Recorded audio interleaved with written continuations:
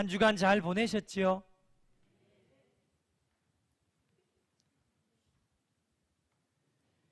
하나님의 명령은 계속되고 있기 때문에 한 주간도 어떤 말씀을 받아도 첫 번째로 주저하지 않으시고 단번에 순종의 삶을 사셨는지,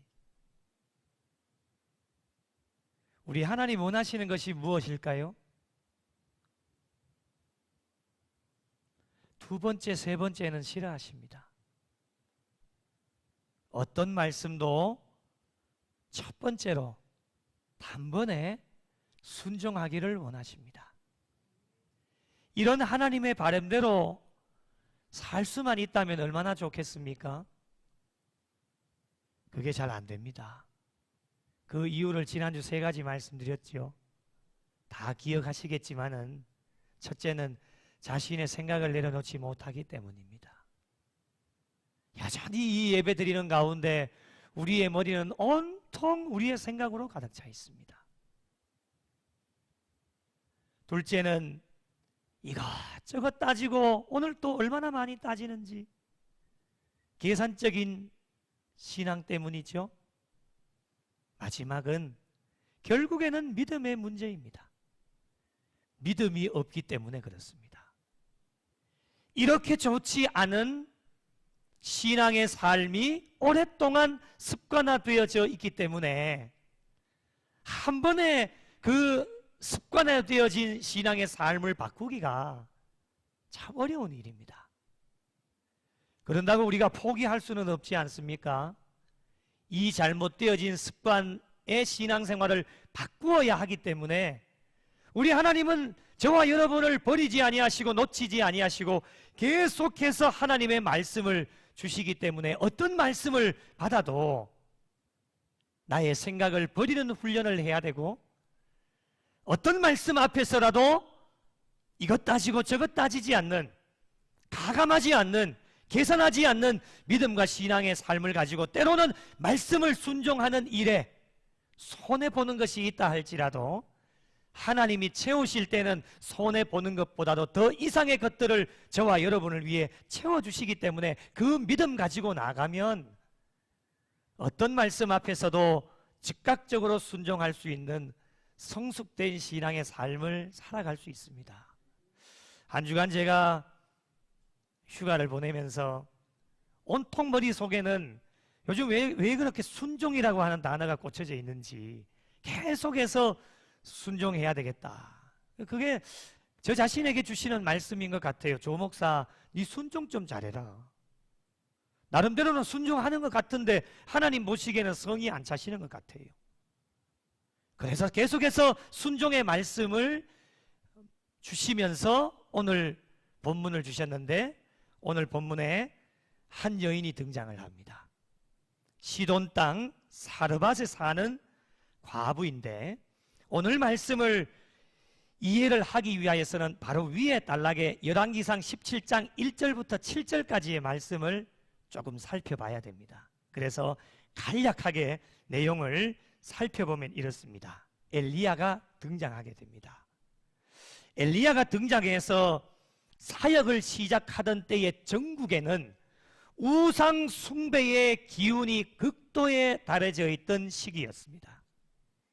그럼에도 불구하고 이 엘리야는 이 악한 세력들에게 주눅들지 않고 아합 왕과 우상의 소굴에 들어가서 하나님의 말씀을 담대하게 전했던 사람이 엘리야고, 엘리야는 하나님의 말씀에 적극적으로 순종하는 자로서 하나님의 명령대로 그릿 시냇가에 가서 머물게 되어지는데, 그때도 많은 어려움이 있었지만 하나님께서는 이 엘리야를 위하여서 까마귀를 보내어 주셔서 아침과 저녁으로 떡과 고기를 공급해 주시는 하나님의 놀라운 이적을 체험했던 사람이 엘리야였습니다. 이렇게 하나님의 말씀에 순종하면서 살아가던 엘리야에게 어떠한 일이 벌어졌느냐? 하나님의 명령대로 그대로 했습니다. 그릿 시냇가에서 머물고 있는데, 오늘 말씀 바로 위에 구절 7절의 말씀을 한번 보십시오. 땅에 비가 내리지 아니하므로 얼마 후에 그 시내가 어떻게 되었습니까? 말라버린 겁니다. 여러분, 사람이 살아가는 데 있어서 식수, 마실 물, 요즘같이 더운 날에는 엄청나게 중요하지 않습니까? 여러분, 물이 없다고 한번 생각을 해보십시오. 그것도 하루 이틀이지. 식수가 떨어지게 되어졌는데 순종의 사람에게도 형통한 삶이 이어지는 것뿐만이 아니라 어려움도 다가오게 되어진다. 이럴 때 하나님은 어떻게 하시느냐가 굉장히 중요한데, 하나님은 가만히 계시는 분이 아니십니다. 이전에도 까마귀들이 아침과 저녁으로 떡과 고기를 이 엘리야에게 가져왔던 것처럼 이런 어려운 상황 속에서도 하나님께서는 엘리야를 위해 준비해 놓으셨던 하나님이십니다. 오늘 말씀 8절을 보시면 여호와의 말씀이 누구에게 임합니까? 엘리야에게 임합니다. 어떤 명령을 주실까요? 9절 말씀을 보십시오. 9절 말씀을 보시면 세 가지 명령을 주십니다. 자, 한번 따라 하실까요? 일어나라. 여러분에게 말씀하는 겁니다. 일어나라, 가라, 머물라. 이 세 가지 명령을 주시는 거예요. 여러분, 하나님의 명령은 우리가 신앙생활하여 살아가다 보면요, 구구절절히 설명하시지 않습니다. 하나님은 아주 단호하십니다. 우리는 때로는 궁금해할 때가 많습니다. 도대체 어떻게 일어나라는 일인가? 어디를 가라는 말씀인가? 어디에 머물러 있으란 말인가? 그런 설명을 하시지 않습니다. 그래서 우리는 묻지도 말고 따지지도 말라고 말씀하시는 이유가 무엇이냐면, 어떤 말씀을 주셔도 내 머리로 상식으로 이해가 되지 않는 말씀도 일어나시고 가시고 머무시면 됩니다. 일어나서 어디로 가라고 말씀을 하십니까? 시돈에 속한 사르밧으로 가라고 명령을 하십니다. 여러분, 사르밧이 어디입니까? 바알 숭배의 원산지였던 시돈에 속한 성읍입니다. 이방 땅이에요. 우상 숭배의 원산지였던 땅으로 가라고 말씀을 하시는 겁니다. 여러분, 왜 하필이면 이방 땅이었을까요? 지난주에 우리가 요나에게 니느웨 땅으로 가라고 주님이 명령하시죠. 니느웨 땅도 어디입니까? 이방 나라인 아수르의 수도입니다. 왜 하나님께서 요나에게 이방 땅으로 가라고 명령하셨을까요? 왜 엘리야에게 이방 땅으로 가라고 말씀하셨을까요? 하나님은 아무런 이유 없이 명령하시는 분이 아니십니다. 모든 명령에는 하나님의 계획하심과 섭리하심과 뜻이 있다라고 하는 겁니다. 그 뜻을 알지 못해서 사람들이 답답해하는 것입니다. 엘리야는 하나님의 말씀에 순종을 하게 됩니다. 10절을 보십시오. 그가 일어납니다. 일어나라고 했으니까 일어나 사르밧으로 가서 갑니다. 성문에 이를 때에 한 과부가 그곳에서 뭘 하고 있습니까? 나무를 줍고 있습니다. 여러분, 나무를 줍고 있다라고 하는 것은 사르밧 과부의 삶이 형편이 어떠한지를 잘 보여주시는 말씀입니다. 부자는 아닌 것 같습니다. 형편이 어려운 것 같습니다. 이때에 자신의 생각을 내려놓지 못하면 어떠한 현상이 벌어지게 되느냐? 왜 하나님께서는 나를 나뭇가지를 줍는 가난한 사람에게 나를 보내셨을까? 이렇게 생각하게 됩니다. 그래서 일어나서 가지를 못합니다. 주저하게 되겠죠. 2번 생각하고 3번 생각하게 되겠죠. 저런 사람에게서 나는 분명히 식수가 떨어졌는데 저 사람에게서 무엇이 나올 수 있을까? 아무것도 나올 수 없다라고 생각을 하고 판단을 하게 되어집니다. 시간만 낭비하는 것이 아닐까? 이런 생각을 가질 수 있습니다. 그러나 여러분, 엘리야는 하나님의 말씀이 있었기 때문에 순종을 하게 되어지는데 사르밧 과부에게 도움을 요청하게 되어집니다. 10절 중반절을 보십시오. 이에 불러 이르되 청하건대 그릇에 물을 조금 가져다가 내가 마시게 하라 명령을 합니다. 이 명령을 받고 엘리야의 말이 떨어지자 말자 그 여인이 물을 가지러 가기 위해서 뒤돌아서서 가는데 11절 말씀을 보십시오.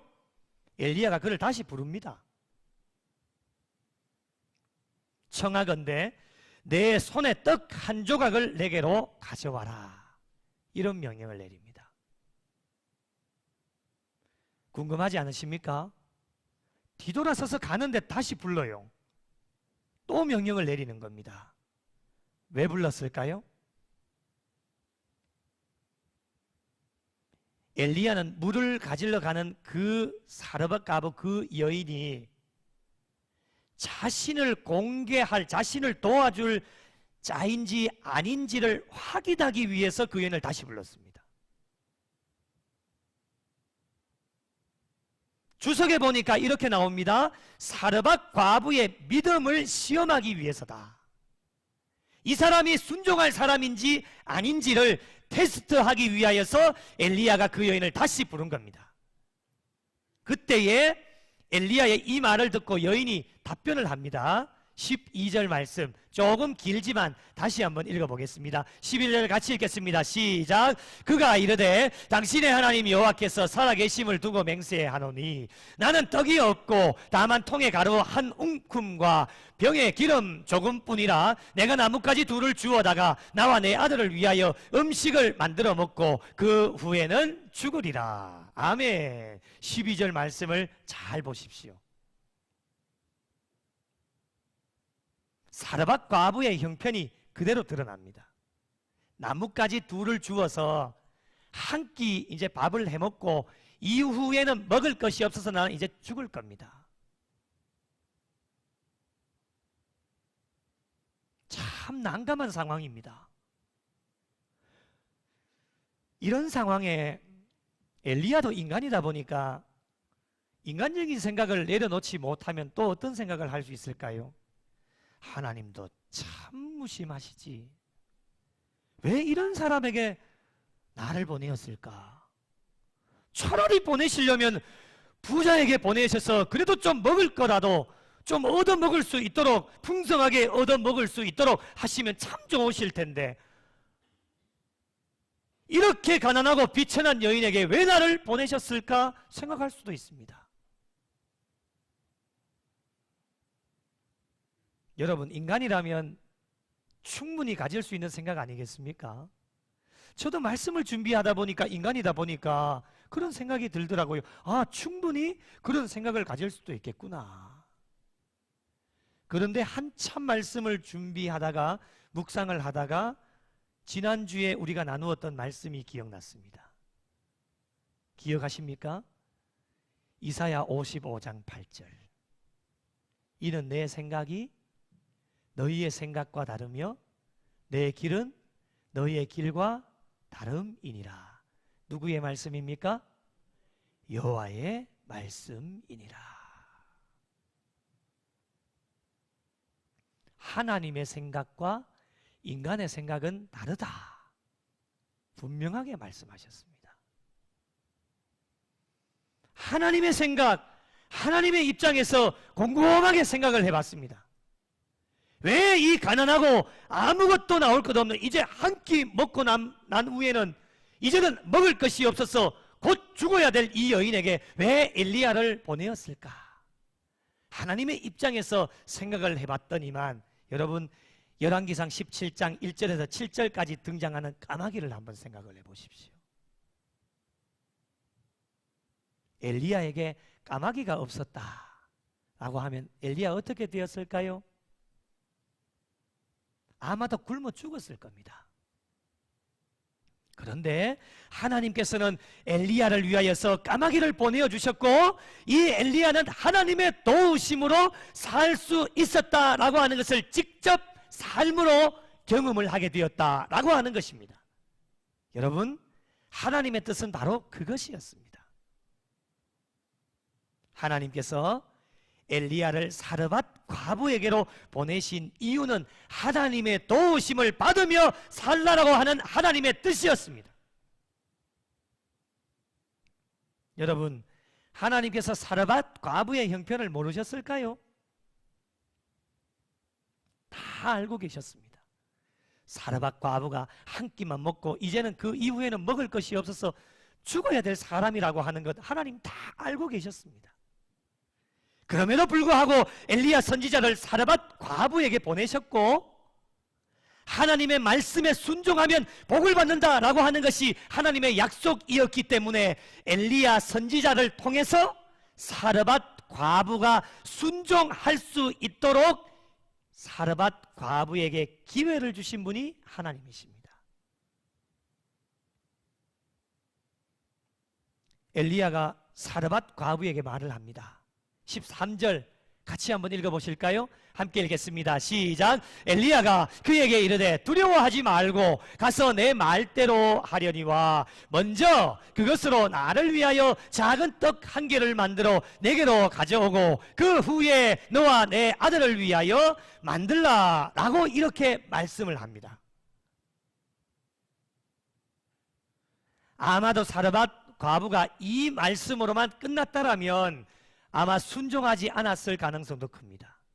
그런데 바로 이어서 14절 말씀에 어떠한 말씀을 주십니까? 14절 말씀 같이 읽겠습니다. 시작. 이스라엘의 하나님 여호와의 말씀이 나 여호와가 비를 지면에 내리는 날까지 그 통에 가루가 떨어지지 아니하고 그 병에 기름이 없어지지 아니하리라 하셨느니라. 아멘. 할렐루야.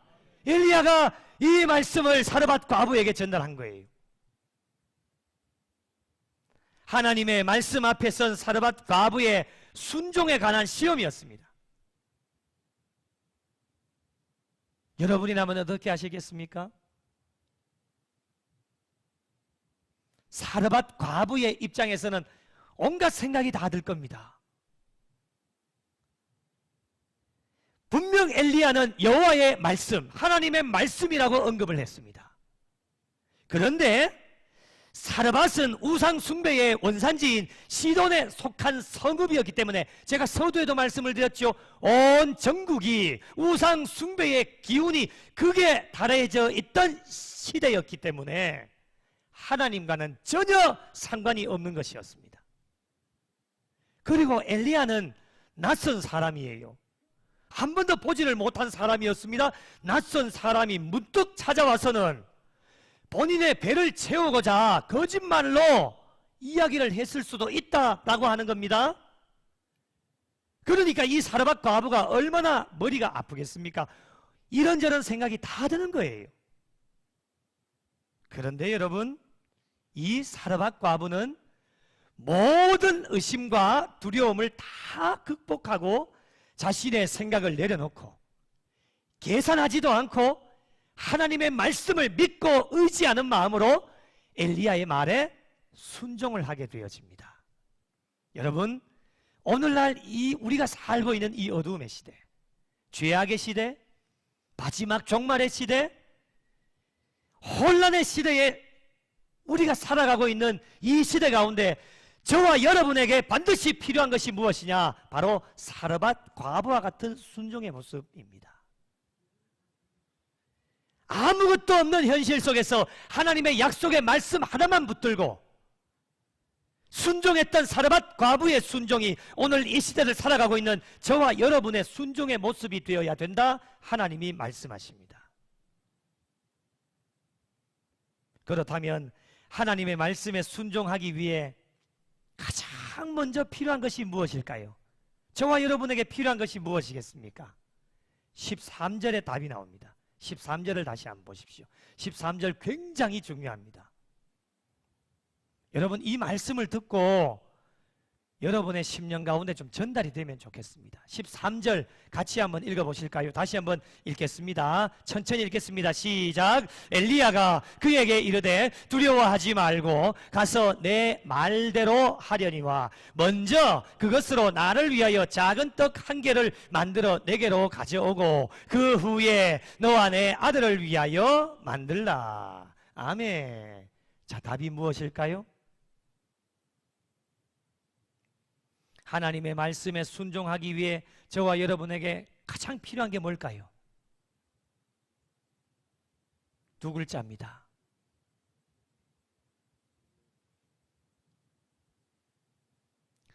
상품권을 드려야 되나? 맞추시는 분에게? 두 글자입니다. 제가 읽을 때 강조를 했습니다. 대번 딱 하시는 분은 아실 텐데. 13절 9절 안에 있습니다. 13절 자막을 한번 띄워주실까요? 누가 얘기하셨죠? 우와, 김은정 집사님 빙고. 박수 한번 하시겠습니다. 먼저입니다. 먼저라는 단어입니다. 아무렇지 않게 말씀을 묵상하면 은혜를 받을 수 없습니다.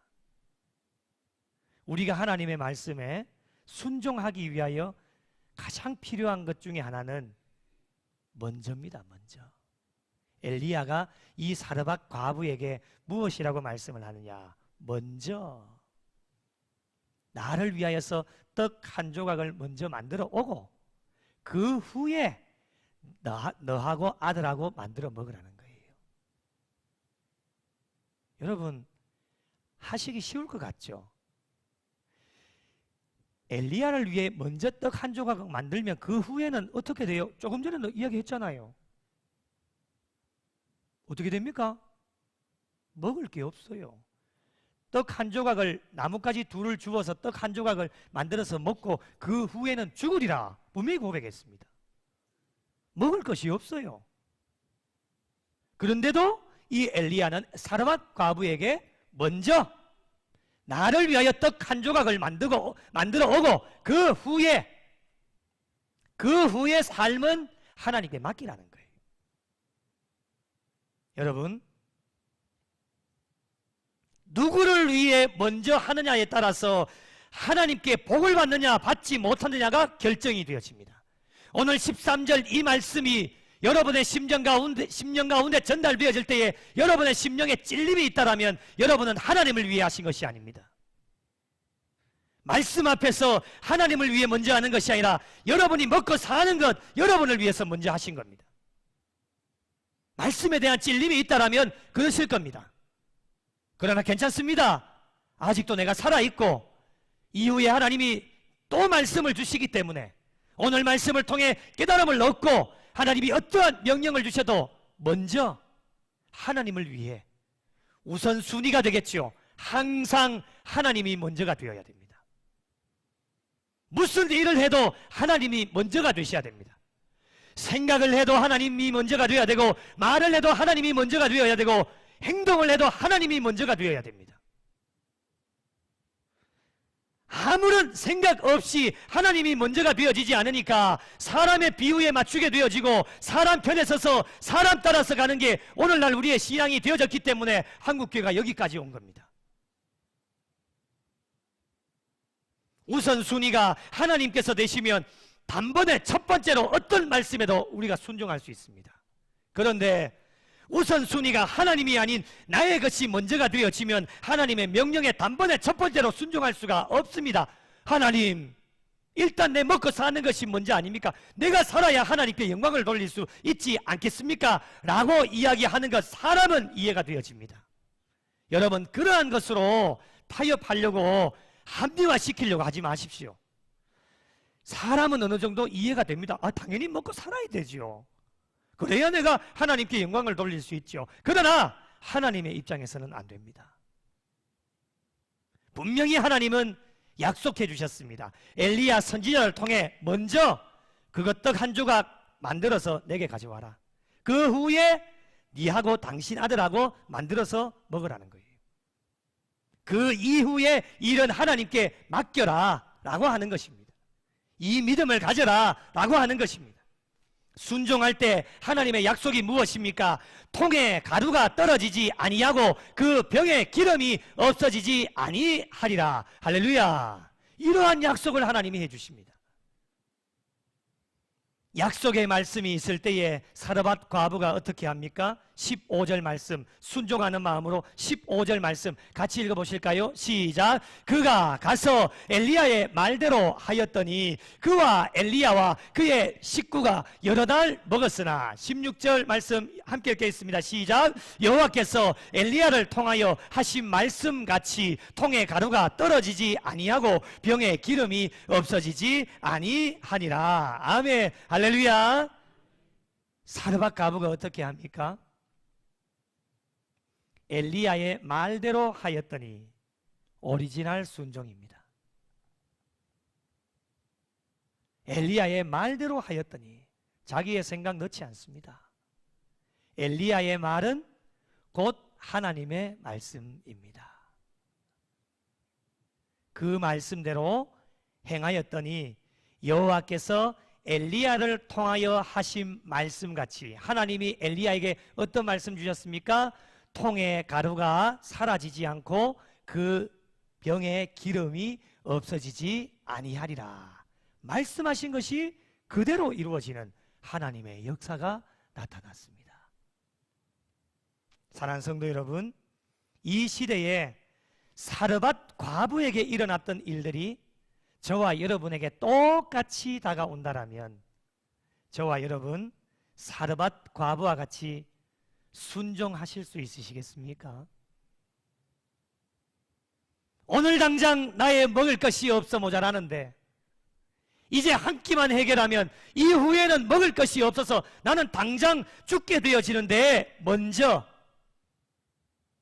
하나님을 위해 작은 떡 한 조각을 만들어서 주님께로 가져오실 수 있는 믿음이 여러분에게 있으십니까?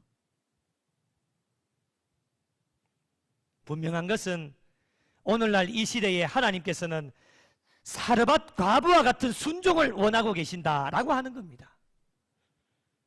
자신의 전부를 자신을 위해 사용하지 않고 하나님께서 보내신 엘리야를 위하여 모든 것을 다 바쳤을 때 그것은 곧 하나님을 위해 바친 순종의 삶이었습니다. 우리가 영적으로 사는 길이 무엇이겠습니까? 우리가 형통하게 잘 되어지는 길이 무엇이겠습니까?